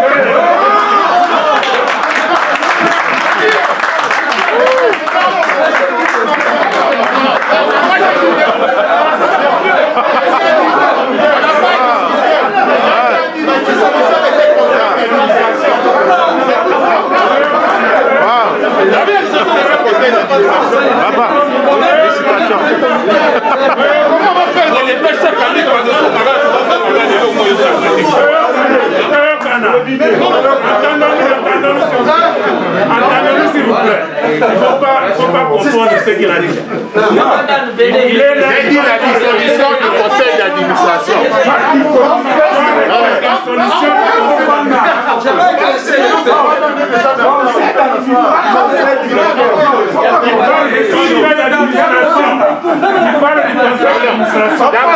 D'abord, le conseil d'administration, là, sa composition est de 8 membres. Mais le conseil d'administration, c'est 8 membres. D'abord, s'il faut aller la composition en haut, il y a des irrégularités. Où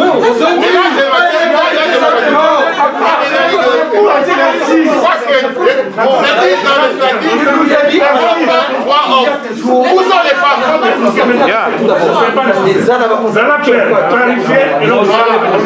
C'est nécessaire.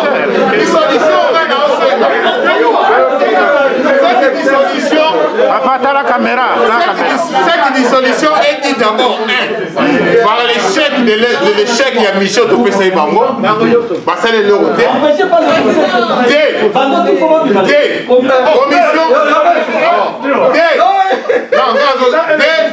Conseil d'administration là est composé de 8 membres, dont président et vice-président. Maintenant, il va dire que le président va aller pour empêcher toujours l'élection ça. Le fait que Barozalaka n'a qu'à un conseil d'administration, l'élection est ça a maté. 3. Les conseils d'administration étaient prévus composés de 8 membres. Dans la caméra, papa. Mais le conseil d'administration fonctionne avec 2 membres. Ils prennent des décisions, la place va te sous comment? Les conseils, où sont les membres du conseil d'administration ici? Qui sont membres jusque-là? Ceux qui sont actifs. Puisque personne n'a jamais démissionné de conseil. Elle avait démissionné. Vous n'avez pas déposé votre démission. On connaît votre position. Je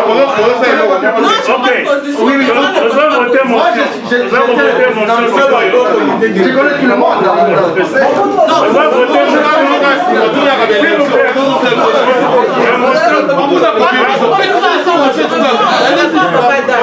Papa Dan, moi j'ai été au conseil avec vous.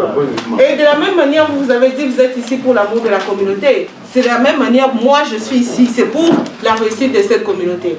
Et dire que moi j'ai une position, vous vous trompez, ma position c'est le bien-être de cette communauté. C'est ça ma position à moi. Et si j'ai quitté le conseil d'administration et je m'appelle ici que je ne suis plus là-dedans, c'est à cause des irrégularités que moi j'ai constatées en étant là-dedans. Alors vous ne pouvez pas dire des choses que nous-mêmes nous avons été présents à ce moment-là. Dites des choses que nous allons affirmer parce que nous étions avec vous. Nous étions en train de travailler avec vous. Et en ce moment-ci, ne vous présentez pas comme le conseil d'administration. Présentez-vous comme le doyen du conseil d'administration, puisque le conseil d'administration c'est composé de 8 membres qui, ici, à part moi qui ne suis plus, je ne vois plus d'autres membres ici. Alors, ne vous présentez pas comme le conseil d'administration. Je vous l'accorde. Une petite question, s'il vous plaît. Oui,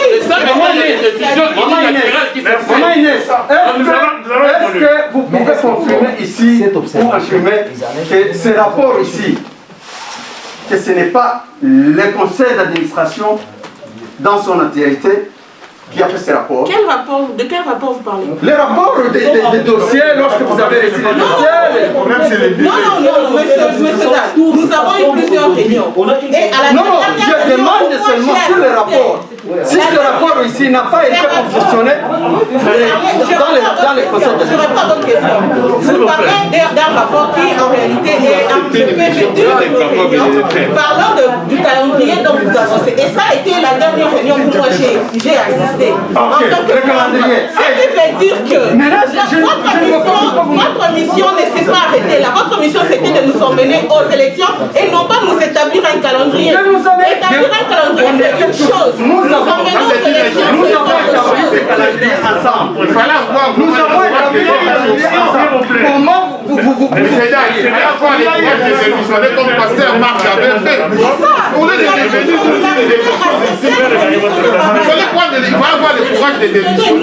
on a démissionné, Vous avez démissionné quand? Moi j'ai démissionné, vous étiez au courant. Si vous allez regarder dans le message de la dans notre message du conseil, dans le groupe du conseil d'administration, il y a un message.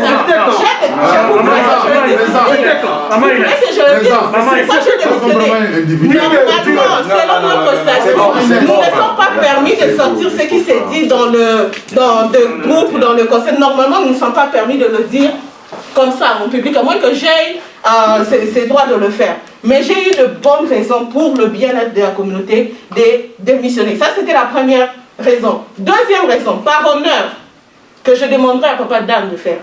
Je préférais quitter avant que les choses ne me quittent, puisque je savais qu'on allait être incapable en tant que conseil d'administration d'organiser les élections dans les délais prévus.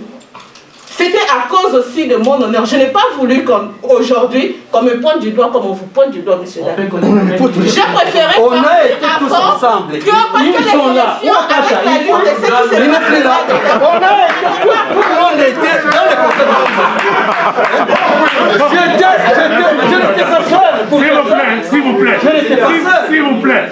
Lorsqu'on a été avec le président qui est devant vous, il était dans le conseil d'administration. On a fait le calendrier ensemble. On a fait tous les rapports ensemble. Merci. Comment aujourd'hui ils disent que j'ai démissionné parce qu'ils ont démissionné parce qu'ils voulaient gâcher ces élections. C'est comme ça qu'ils ont fait. S'il vous plaît, il est où? Mais c'est pas. Il est où?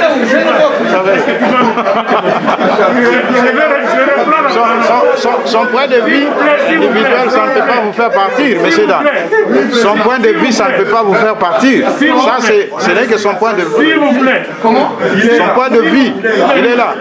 S'il vous plaît. Il est revenu. S'il vous plaît. Pour témoigner sur ce rapport, est-ce qu'on l'a fait ensemble avec toute l'équipe du conseil d'administration ou je l'ai fait mon tout proprio? S'il vous plaît. C'était la question. S'il vous plaît, vous avez parlé et je vais parler. Mais c'est Kacha est là, donc vous avez entendu le rapport acteurs de ces événements. L'administration lui par les doyens. Monsieur Griboki avait fait la pétition. À la fin, il est insatisfait de ces rapports et il demande, il propose la dissolution pure et simple du conseil d'administration dans son état actuel. Alors je passe cette motion à l'Assemblée pour se déclarer une fois pour toutes. Vous êtes d'accord que le conseil d'administration soit dissous aujourd'hui? Effectivement, aujourd'hui, c'est à vous de... Oui. Nous sommes d'accord. C'est pas comme ça. Oui, déjà. Avant le vote, il faut voir quand même l'engouement. Je reviendrai à toi. Il y a un jeune garçon qui a demandé la parole. Donc, avant qu'on Il est très épuisé, ce jeune garçon. Donc, la motion, parce que l'Assemblée a décidé que le Conseil d'administration... on n'est pas encore là, président. On n'est pas encore là. Ils ont récolté l'émotion. Pourquoi pas?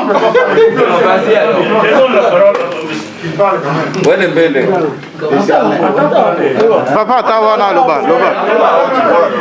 loba kitisa masque po yo kana bien. Tala Full Power TV. Corona, on peut savoir Corona. Tala caméra papa. Bonjour la grande famille. Bonjour. Nana za président ya tous les ressortissants du Maniema. Kombo nanga Alain. Naza pona amour ya Congo. Alain nani? Alain Mulamba. OK. Yeah. Pona amour ya Congo et puis pona bana tozo botawa. Awa na ayo naza na 10 ans. Sikoyo tango na yaki nakutaki mkubwa na ngawa Kasha nakutaki president bosalaki musala eloko ezoka mwisangai makambo oyo Kasha asala na communauté. Papa félicitations asalaki musala oyo mutu moko te akoki kosala ngo ase sacrifier atikaki famille na ye atikaki musala na ye pona koyara makambo na biso communauté. On reconnaît pas ça. Le loto où il passe dotier. Non bah ça va. Et ça soni pema président na kombo ya ba congolais nyonso tout eloko nga na kosenga bo démissionner bino nyonso po toza na nouvelle génération baza na mayele baza na capacité baza mpe d'accord mpona kosalela communauté oyo bosalaki tolobi bravo bosalaki eloko nyonso ezalaka na suka eloko ya suka oyo nalingi naloba tozala yini toza bakongolais toza na mboka mosika toza na papa toza na mama te ndenge boza awa nde famille na ngai tosimba na maboko tozala kongo yini oyo babiloka badivision totikanga tokota bareunion na bareunion mosusu ezalaka calme biso tosalaka na bamana toza na mwa titre okoti na réunion 1 heure de temps ozoyoka et puis réunion sili bien pona nini kaka biso bakongolais pona nini kaka biso oh mabe ezali papa mabe ezali siko mabe awa toye pona kosokola esila tobima libanda toza bana moko ya tata moko ya mama moko tobosana place toote te siko na sengi président na bandeko na yo nyonso administration nyonso bodémissionne lelo totia nouvelle énergie communauté ezala bien mpo toza na héritage atikela bana na biso eza nde bolingo oyo tokolakisa bango c'est bon merci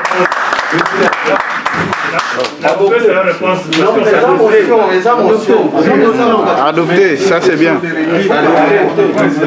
C'est bien dit. Oui. Bon, je crois que tout ça quand même la responsable de l'élève. Rien qu'à voir, tous ça responsable. Je crois que Eloba Mimi. Merci beaucoup pour le message Nayo. En tout cas, et ça la rassonne. Partout où nous allons, moi j'ai été dans beaucoup de pays, partout où nous allons, les Congolais, nous sommes toujours dans les désordres. Parce que nous avons patience sur les ça c'est la première chose. Deuxième chose, c'est que awa, ils ont créé 20 yasika. Mais tu peux créer 20 yasika na batu yakala. Ils ont fait leur travail comme on a dit. Merci beaucoup, Papa Dan, merci beaucoup l'exposé. Merci beaucoup, surtout l'équipe dirigée du saut. Mais maintenant, quelle est la vraie solution? Quel est l'antibiotique pour cette maladie? Moi, je crois qu'au moment où nous sommes, nous avons des honorables hommes de Dieu parmi nous. Nous avons Pasteur Champagne, que je connais bien, Pasteur Alain, les autres, malheureusement. Patrick plutôt. Ah non, excusez-moi, Patrick, décédé rapide. Moi je demanderais. Ah, non, c'est comme j'ai dit, excusez-moi parce que je ne connais pas tout le monde, les peu que je connais. Donc, moi je crois qu'aujourd'hui, nous pouvons prendre une décision de dire que donnons-nous un mois par exemple, ou autant de temps que ces hommes de Dieu peuvent se réunir. Pourquoi pas eux nous conduire dans les élections? Pourquoi pas eux monter cet organe qui va nous conduire à l'élection et changer complètement et donner de l'énergie à cette communauté? Nous demandons au président de démissionner. Mais s'il y a des élections, c'est une démission totale. On n'a pas besoin de lui demander de démissionner. Si l'organisation des pasteurs peut nous dire aujourd'hui, nous allons prendre une semaine pour préparer les élections. Après une semaine, on a les élections. Le président va partir. Tout ce qu'il y a va partir. Alors moi, je demande au président, si vous voulez bien, et l'Assemblée, si nous pouvons accepter, aujourd'hui même, nous acceptons que les pasteurs prennent en charge les élections. Oui. Et si on peut voter ça aujourd'hui, la réunion est finie. Là, commençons avec les pasteurs qui sont là. Et puis, sans quelques temps, nous sommes partis, on leur laisse la charge. C'est à eux de se réunir et de nous réconvoquer ici pour nous dire voilà le calendrier. Et le timing, c'est ça. Et voilà la procédure de dépôt des candidatures. Si on aura l'exposé, il faut que les gens qui vont passer à la présidence exposent devant nous. Qu'on sache pourquoi ils sont présidents. Ils vont venir pourquoi. Sinon, nous tous, nous serons ici en train de bavarder, de parler, de discuter pour des choses qui sont inutiles. Moi, en tout cas, c'est ce que je vais dire au président, c'est juste là. Merci beaucoup.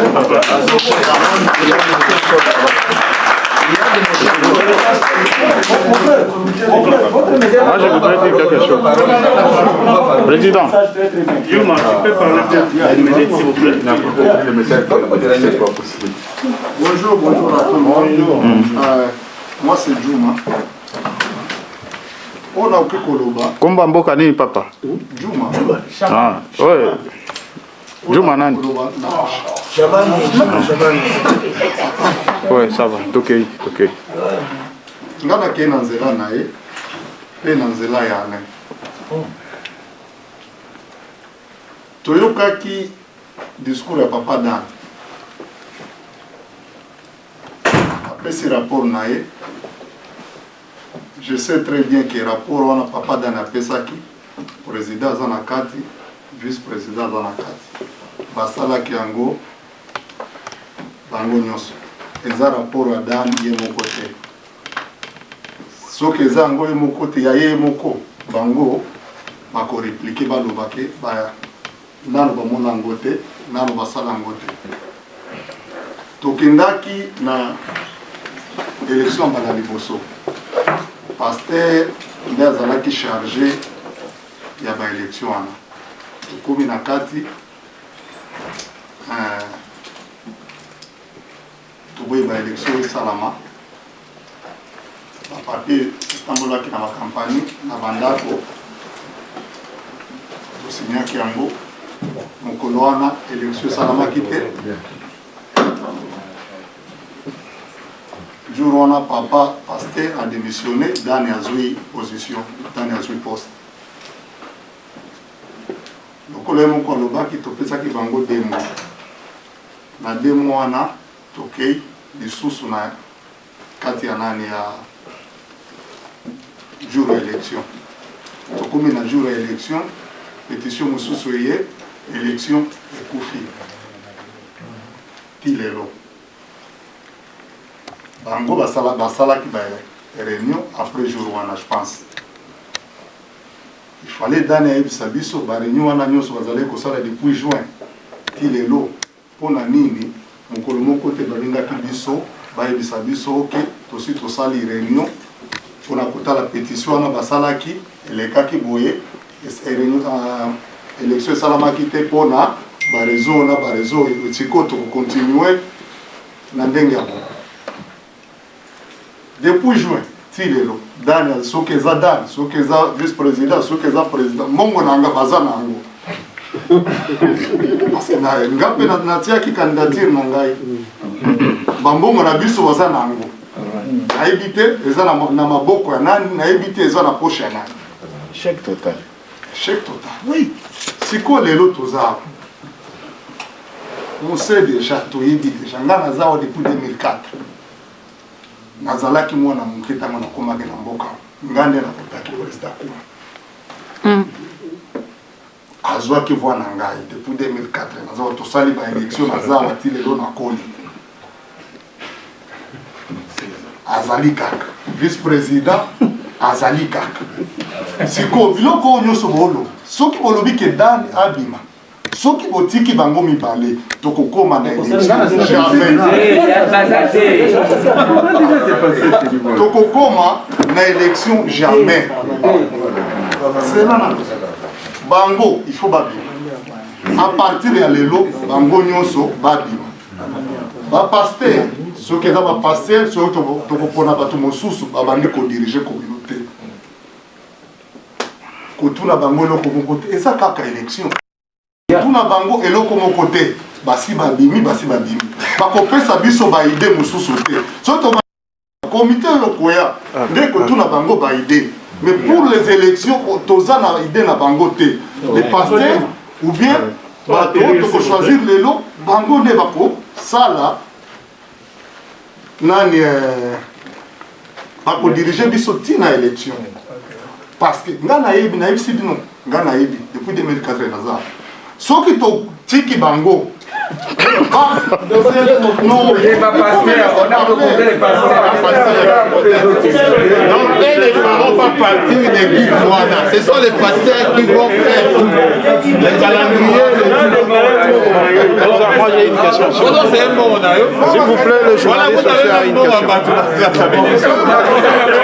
S'il vous plaît. S'il vous plaît. Monsieur le Président. Président, on a proposé les pasteurs. Mais pasteur, il faut checker quel pasteur. Mais pas n'importe quel pasteur.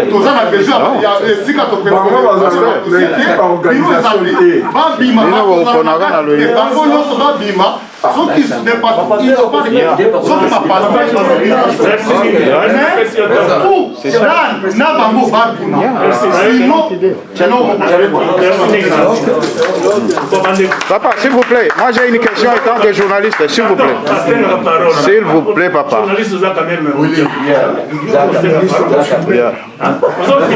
Nazo Saladerol, je suis Naza membre de la communauté, oui ou non?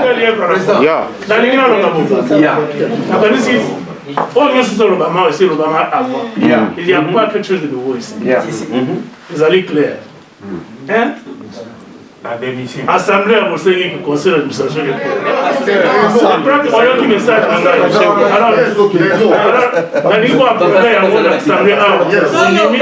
Commission électorale et dans la dirigeante de la pasteur.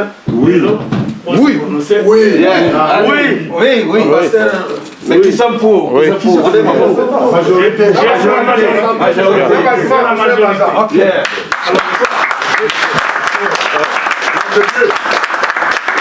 S'il vous plaît, Président, j'ai une question. La presse à parole n'a pas des doyens. Mes paroles, ok. Bon, ça va. Suivons. Bon, dans le français, c'était Lingala. Bon, il y a une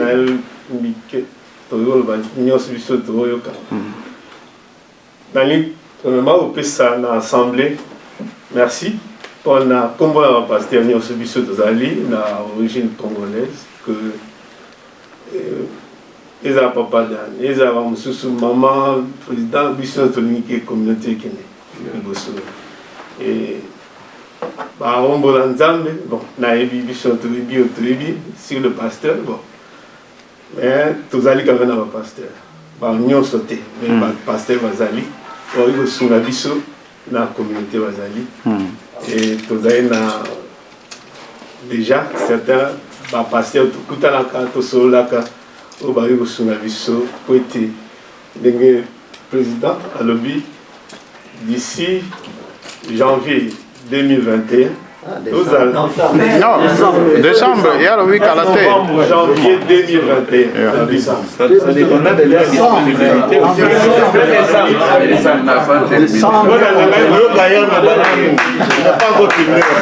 Fin décembre, Zali, le 25, le 1er. Mais début l'année prochaine, oui, on est dans Moussa. Donc, on est États-Unis vont préparer l'élection. Le président Barroso, c'est pour le début de l'année prochaine. C'est dans le même sens dans le président. Si d'ici fin décembre, Zamba Osunga, et Tokoka, comme pour Sunga, communauté Nabiso, Natache, Tozoa, comité directeur, à partir de janvier, au Tamouissa, communauté Nabiso. Voilà. Là-bas, on ensemble pour les consultations et puis Toko Benga comme une assemblée pour la représenter Bino avant que Baba Namusala au Bino pour communauté assemblée vous confier Bango.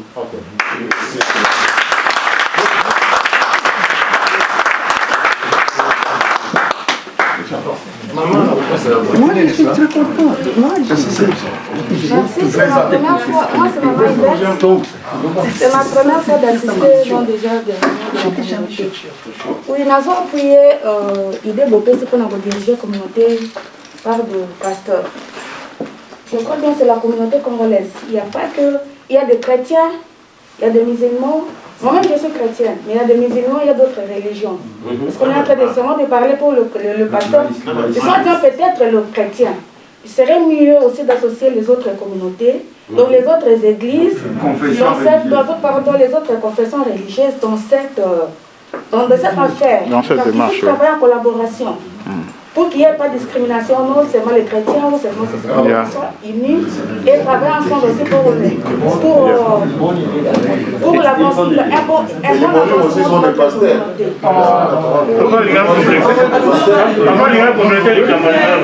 Merci, maman. S'il vous plaît. Commission, ça sera une commission électorale. C'est pas une direction. C'est pas un comité directeur pour conduire notre communauté, mais c'est une commission électorale. Presque ce que notre papa Dan, les doyens, a essayé de travailler pour aider la communauté. Ça sera, disons, une commission électorale un peu plus limitée. Évidemment, on ne pourra pas prendre tous les pasteurs, tous les hommes de Dieu dans cette commission. Mais nous serons, s'il faut le dire, à pouvoir avoir une certaine représentation, et peut-être de quelques nombres, pas tous les hommes de Dieu, pas toutes les, disons, les organisations, les dénominations religieuses. Ça serait impossible parce que ce n'est pas quelque chose de trop grand. Ce n'est pas nécessaire. Mais nous pensons que c'est quelque chose que nous aimerions tous. Que ça soit transparent, ça soit crédible, libre, et que tout le monde puisse faire et puisse voter avec tous les éléments nécessaires. Et si nous voulons dire que nous voulons représenter toutes les dénominations chrétiennes ou religieuses, ça va nous prendre du temps inutilement. Mais si nous avons des hommes de Dieu qui peuvent faire le travail pour le bien de notre communauté, par exemple, preuve de l'aide, prenons peut-être 5 ou 6, et je pense que c'est ça le plus important, des hommes crédibles de Dieu, et c'est ce que nous pensons. S'il vous plaît, Président, j'ai oublié un élément. Non, si vous l'avez oublié, il y a beaucoup de gens. J'ai oublié un élément. Il y a beaucoup de gens, maman. Président, mais c'est pas possible. Aujourd'hui, nous, on est en train de suivre récemment tout ce qui se passe dans la communauté de WhatsApp. Bien qu'on assiste à des réunions. Alors, nous avons vu qu'on a retiré certaines personnes de la communauté dans le groupe WhatsApp. Aujourd'hui, on est en train de réclamer la démission de l'ancienne comité. Alors, il serait mieux, et ce n'est pas possible, de pouvoir les réintégrer dans le groupe parce qu'ils font partie aussi de la communauté. Remettez leur nom et vous partez. Est-ce que je ne sais pas si... Oui. Voilà, c'est une belle question. S'il vous plaît. S'il vous plaît, moi je suis là, je n'ai eu aucune question.